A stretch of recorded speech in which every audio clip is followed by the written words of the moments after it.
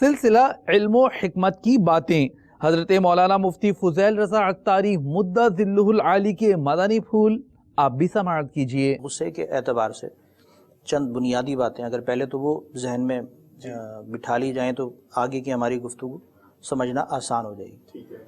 انسانی فطرت میں ایک تو غصہ ہے اور دوسری ہے شہوت، اور ایک اللہ تعالیٰ کی طرف سے جو نعمت دی گئی ہے وہ ہے عقل۔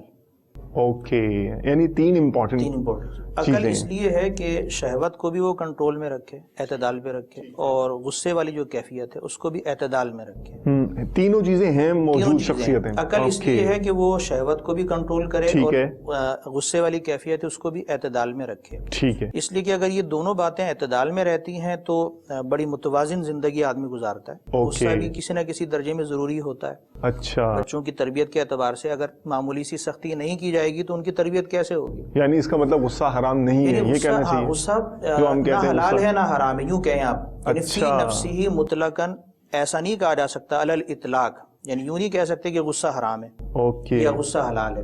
کسی نہ کسی تناظر میں کہا جاتا ہے، کسی نہ کسی جہت سے کہا جاتا ہے۔